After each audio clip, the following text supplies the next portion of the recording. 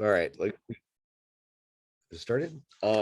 It's Hi there, everyone. I am Sean Cotter. I'm the executive director for Wicked Queer, Boston's LGBTQ plus film festival. I'm here with Lyle Cash, the director of Death and Bowling, and Oh, I'm excited to kind of chop it up and chat it up with Lyle because I absolutely adore this film. And for folks out there who are watching this blindly without watching the film first, spoilers one, so get yourself sorted, stop it if you haven't seen it yet, but we do encourage you to actually see it.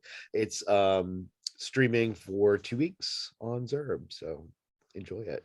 And Lyle, thank you so much for coming. We're glad to have you and your film. So I guess my first question is, one, I love the how did the concept come to being? Like, how did you sort of like, because it's a beautiful but very particular sort of like meditation and subject. So how did you come to it?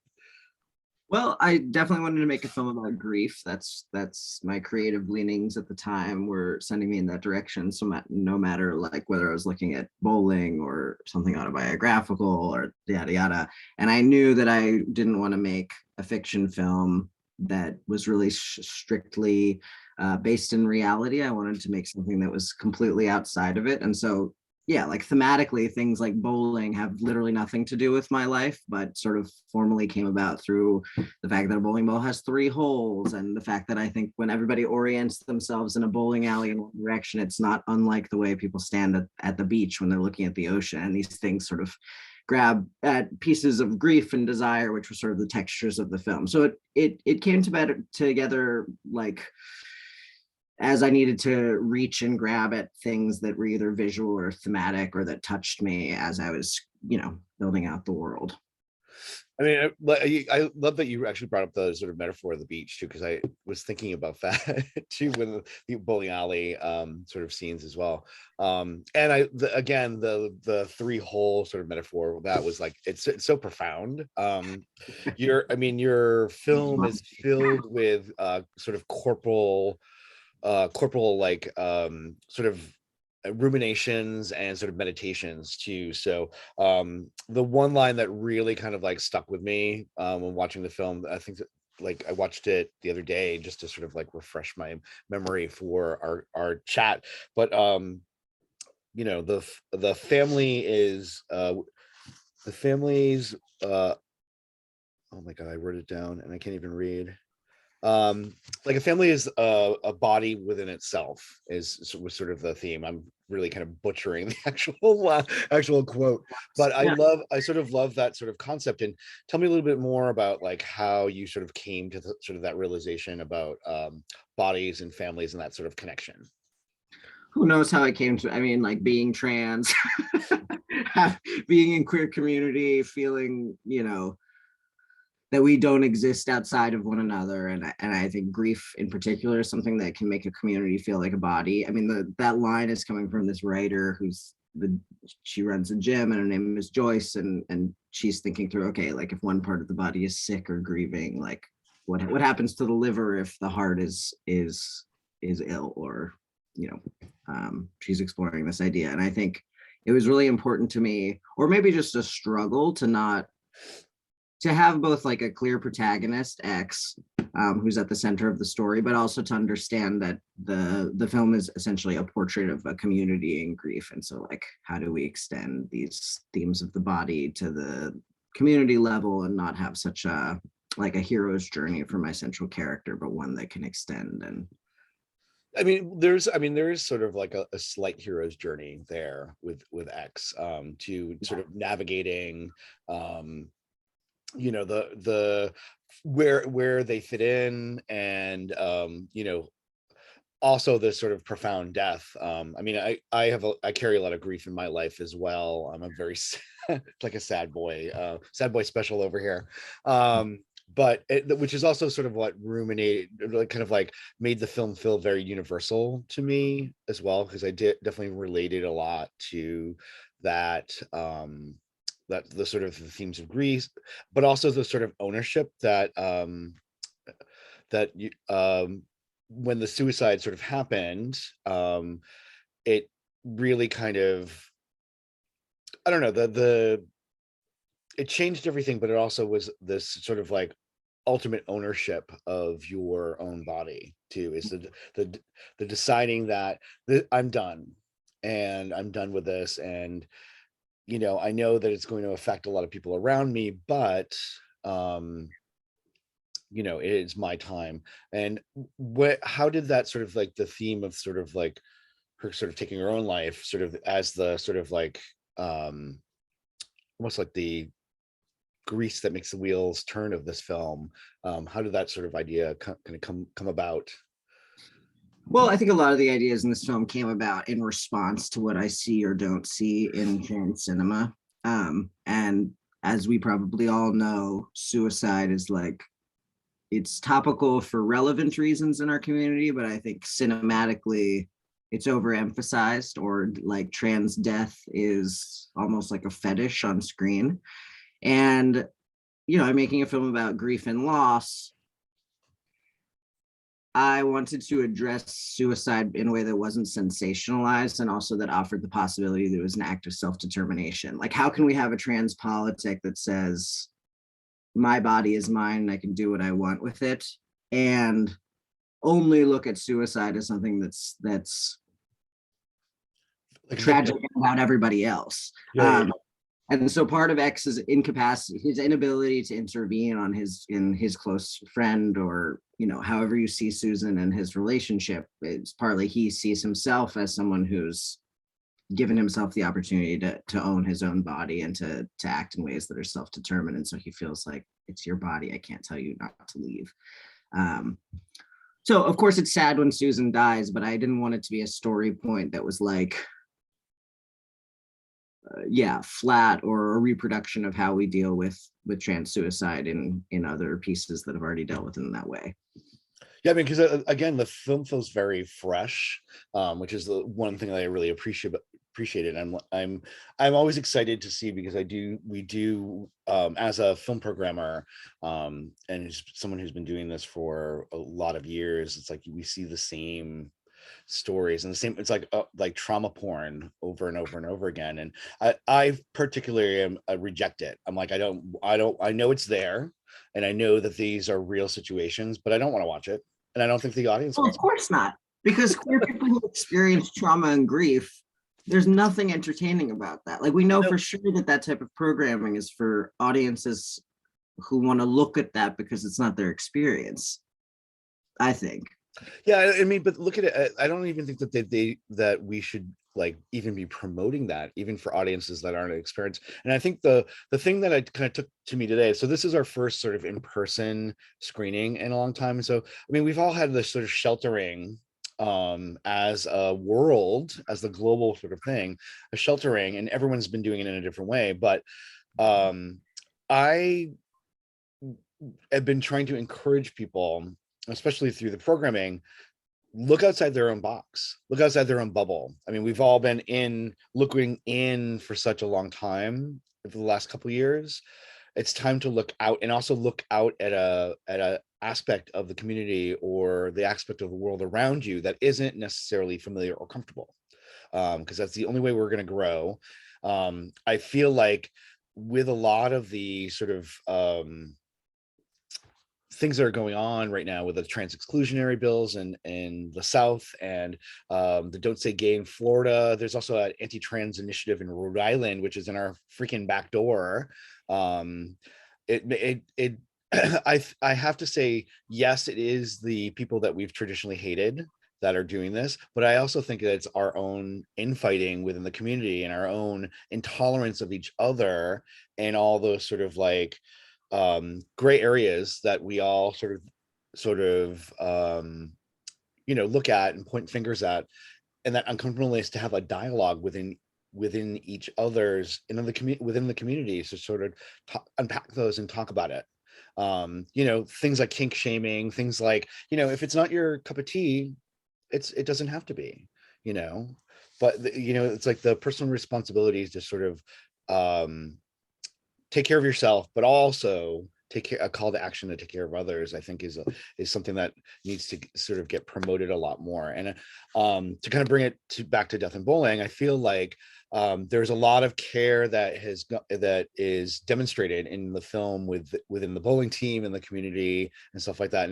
And tell me a little bit about the contrast, and your thoughts about sort of that the community that you in the world that you've built within Death and Bowling, to sort of kind of like unpack all of that. Yeah, I mean, it's sort of as simple as this. It's like I think that the some of the love and care that's shown between the characters in this film, it's just that's what I think is beautiful or like valuable about queer community. And I've been very blessed to be a part also of pretty intergenerational queer community, but I think it's unfortunately like very rare. No, So I agree. yeah, I wanted to portray these types of communities where relationships aren't obvious how they happened, like how 30 something or 40 something X fell into this community of lesbians to bowl with them once. Who knows, though? It is, we imagine, it's like, what are the things that bring intergenerational community together? It's like, yeah, queer family, artist spaces, community organizing, or these are the ways that I've found community with people who are not also born in the early 90s or late 80s. So I wanted to portray those types of spaces. And yeah, I think there are so few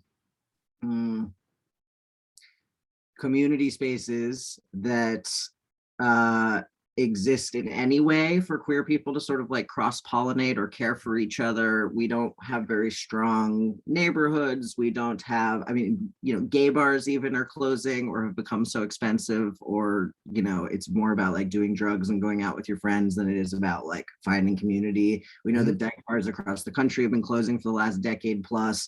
So what are the spaces? And so this fictional world of the bowling alley was like very exciting to me. And I also like the how like almost like hermetically sealed it also was. Nobody else is there. Which, one way of looking at that is it's like utopian, and another way, sort of practically from a production standpoint, is like we couldn't fucking afford extras. So. But I like that you also like in the film kind of peeled it away a little bit too. So the letter that was written from Susan to X, it blew the wall off, like literally. And I kind of really appreciated that too. Yeah, tell me a little bit about the production design, because that's also one of the things I found really kind of like compelling and interesting. I love anything that sort of, again, it made me think about Gus Van Sant. It also made me think about Fassbinder in a way too. Tell me a little bit about how that came about, influences, things like that. Well, great eye.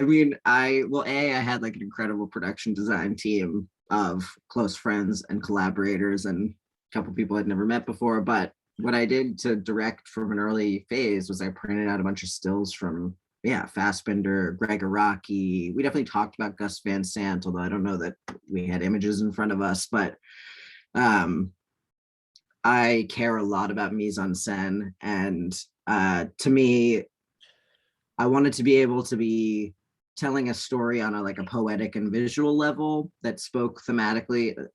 Starting my first film, I had like a lot of ideas percolating in these sort of like gigantic clouds, and I think on some level in the beginning stages of the project, the film suffered from just being weighed down by me wanting to make like every film I'd ever had in my head in one project, which I think a lot of first-time directors, I'm sure, like struggle through.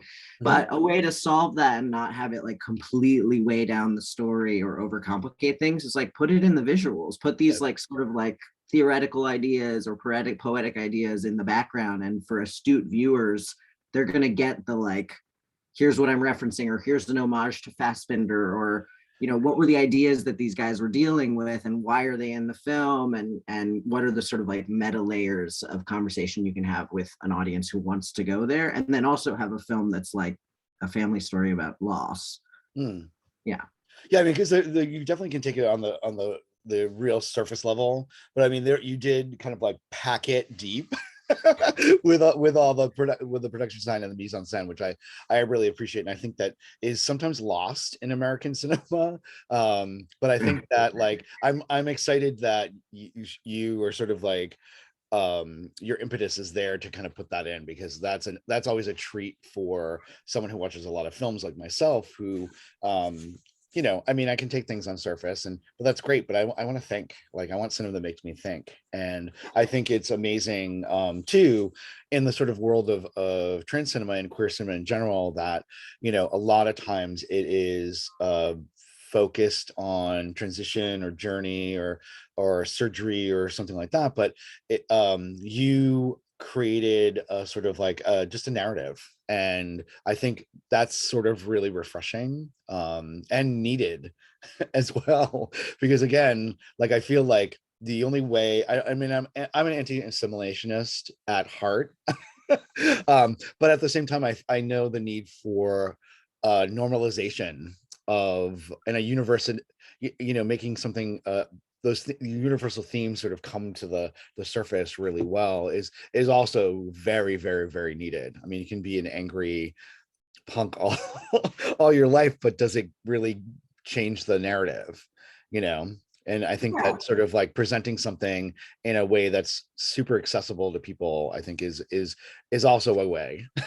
I think what you're getting at is really like a confusing and difficult question for me, but really important, which is like, yeah, I'm not interested in producing cinema that like normalizes capitalism. Like, Right, exactly.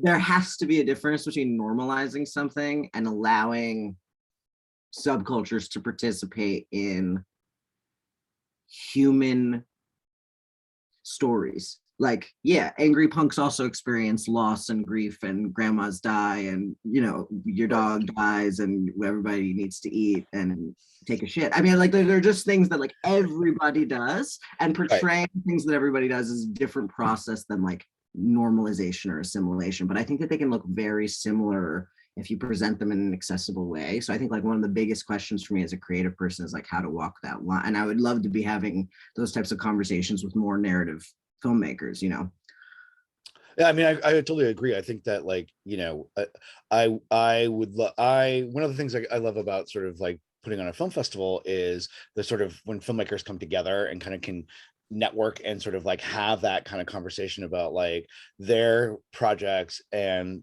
other people's projects, and sort of like almost vet them with each other to sort of get in it the community building that is something that I really kind of like appreciate a lot. And all your actors seem very like familiar too. Like, do they all know each other? Have you worked with this cast before? No, this is my first time directing. In fact, I no, and Were a you, lot. I mean, and with that, were you familiar with any of the actors before you started shooting? No, I had never met any of them until they either showed up for casting in LA or sent a self tape in. So yeah, nobody to my knowledge had really met.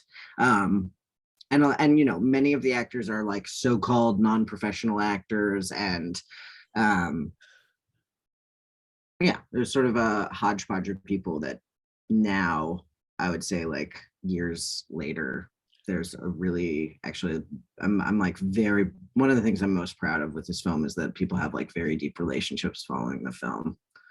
That's good. And sort of like and like Fassbender and Gus Van Sant or Gregor Rocky, are you gonna work with any of them again? I I love would love I to. love ensemble Yeah, casts. I would love to. Because I feel like as someone who watches, like, if you watch the same director's canon and you see casts sort of like repeated or actors repeated, there's a depth that kind of grows between actor and director that you can't really sort of beat. So I like to encourage people to be like, work with the same cast if you can. And I'm like, oh, man, I just would love to make another film in the next couple of years. So, Yeah, no, totally. I mean, funding is everything.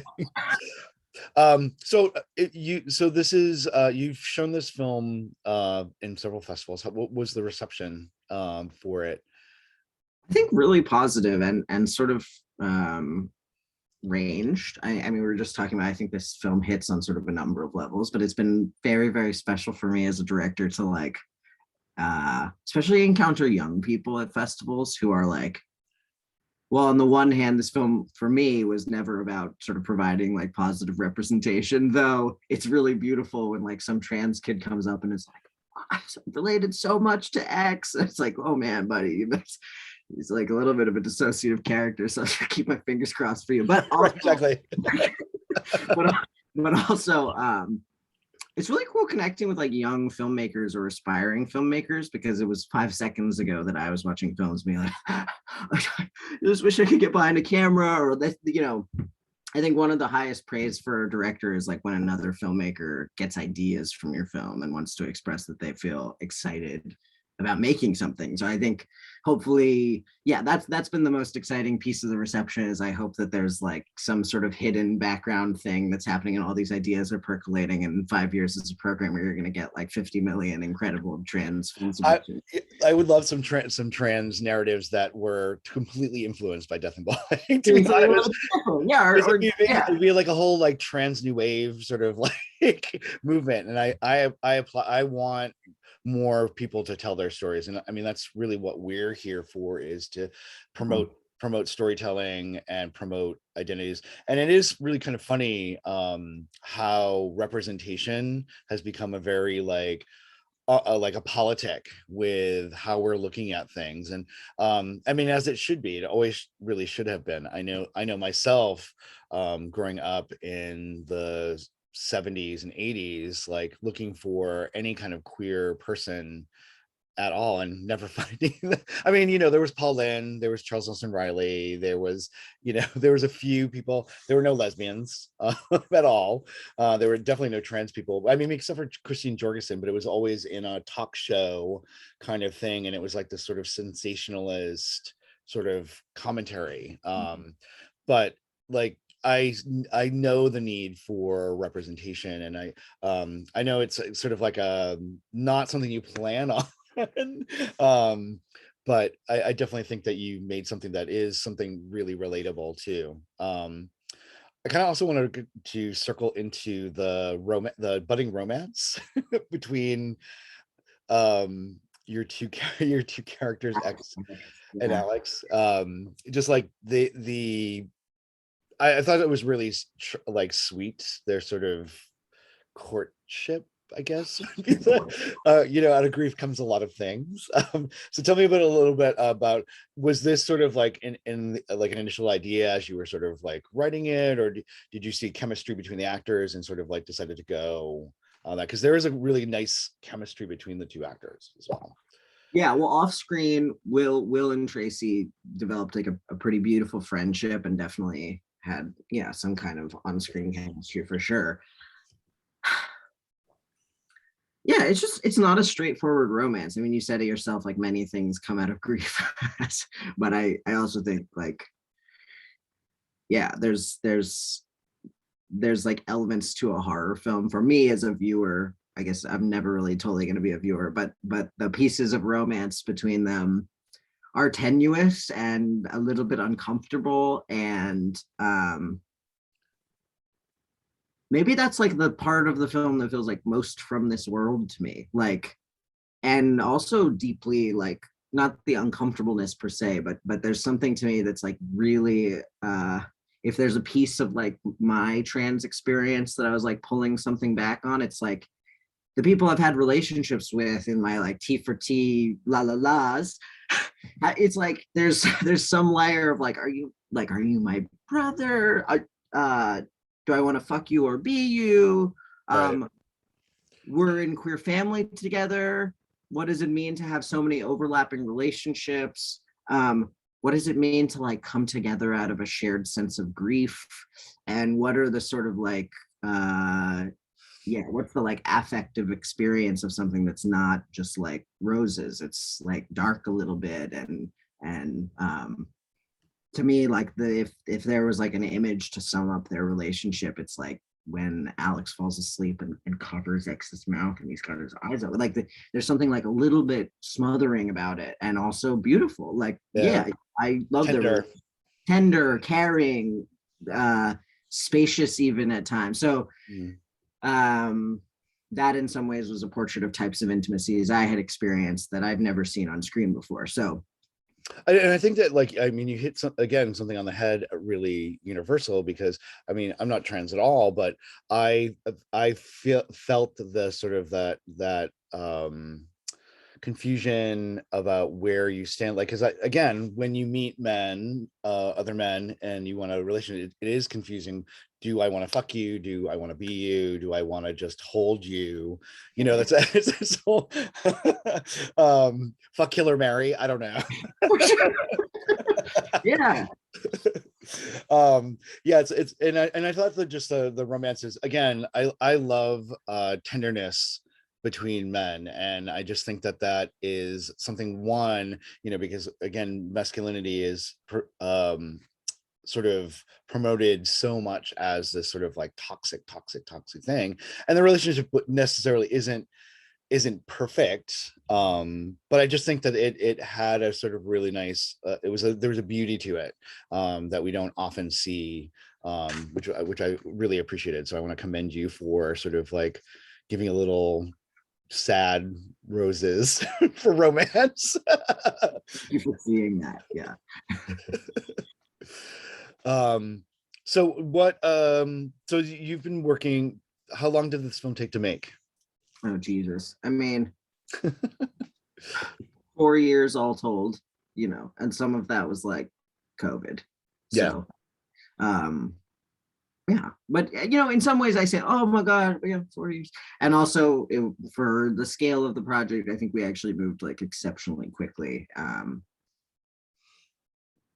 Yeah. Yeah, I mean, and how, I mean, you know, as we're all sort of emerging, I mean, COVID's still pretty around, and but I feel like we're moving towards creating something that we can all go outside and congregate and stuff like that. How do you think that your filmmaking has changed in that aspect? Because I mean, it's a profound experience that we've all gone through, and we have to kind of like Yeah. respect that a little bit. You mean vis-a-vis COVID, the pandemic, and sort of how this Well, and I changes? mean, it's sort of like also not just the physical aspects of the pandemic, but also like, you know, I know my headspace has completely changed. I feel And it's funny because we haven't been live since 2019, and some of the things that we did in 2019 are just don't work right now at all. And it's kind of like it's a humbling kind of thing, like, oh wow, we actually have grown and changed in 2 years, and I'm definitely feeling like growing pains right now of that. So I kind of want to put that question to you, and like sort of what maybe like headspace or even like ways of working, things like that. I mean, there's so much to say about that. Like, well, headspace wise, some of the growing pains I think are not altogether bad. There Mhm. was a way that I experienced time slow down like quite a lot with COVID, just, you know, being less social. There's like less opportunities to be around people, things like fellowships, grant opportunities, ways to screen, all these things that for a filmmaker, for an independent filmmaker, relying quite heavily on certain types of funding sources and calendar years and blah, blah, blah. Everything went to a screeching halt, and there Mhm. was no way to be like, oh well, I have a few days off from my 4 other jobs, I better write these grant applications or finish the script, otherwise like I'll never keep up with the rat race, blah blah. And actually the space created by COVID and the forced slowdown from like a career perspective, I think can be a little bit of a positive. Like, Agreed. it doesn't have to happen on like such an incredible scale. Fassbender is, yes, my favorite filmmaker, and I think in ways that are perhaps disturbing, he made like so many feature He made films. 45 films in 10 years. But Like the man it was was, also like addicted to cocaine and died at like what, 36 or 37. So there's certain things that just like, let's not do that. And let's like slow down a little bit. And I think Yep. just the urgency to get recognition, to be getting the grant, these things have sort of like fallen away a little bit, and I feel happy about that. On the same token, yeah, there's a big question like what will it look like to finance a film now, and how are these things shifting with streaming, and yeah, just what does it look like as an independent filmmaker to have creative control over your projects and not also feel this sense of scarcity and this need to rush and fill out the applications and be, whatever. So in those ways, jury's out a little bit, though I'm happy to be slowing down. And then also just there are things that are slightly more important to me right now, like family, friends, like care for people. And I think, for anyone watching who's made a feature film, it's like everything else goes away for years because you're writing and directing and self-producing something that's like, it's like building a house. So yeah, we'll see what production looks like and all these things. I'm certainly in no hurry to jump into production again on something of this scale. And I also just can't imagine asking that many people to get in such a small space again in that type of way. So we'll see. But I think, yeah, we're all experiencing like major, major, major shifts, though not all of them are terrible. Yeah. Yeah, I mean, I would totally agree with what you've been saying, because I feel like the slowdown was good for a lot of people to sort of like look in, get off the treadmill, like per se. Because I mean, we all, Allows more creativity also. I mean, yeah, I mean that you need that sort of space and that sort of downtime sometime to like get things percolating again. And I hope as we sort of come through this in the next couple of years, we're going to see a lot of like really exciting cinema. Hopefully a lot of people watched a lot of stuff that inspired them yeah, yeah. to Fassbender, Douglas Sirk. No, just kidding. You know, I'm only speaking for my own guilty pleasures, to be honest. Yeah, I feel the need to say nothing because I think we share a lot of the same. Yeah, I would agree. So what are your plans for the film going forward? I don't want to ask you what's next because you've already sort of answered that in a way. Well, I'm super excited to partner with Wolf, who is now distributing the film. So we're looking at, sometime in the next year, we will release Death and Bowling and move on from our festival times. And I feel very excited for it to become available to more people and for people to be able to watch from their homes and sort of for it to have a life now outside of the festival circuit. That's like so exciting. So that's what's happening with the project. And as much as I just like poo-pooed the treadmill, I am working on a new script. So it's just things are sort of like percolating a little bit more slowly. Well, that's the thing, is like we're always sort of working. Even when we're slowed down, we're sort of working. Like I put on 8 virtual film festivals in the pandemic. So for some reason I was busy and thriving.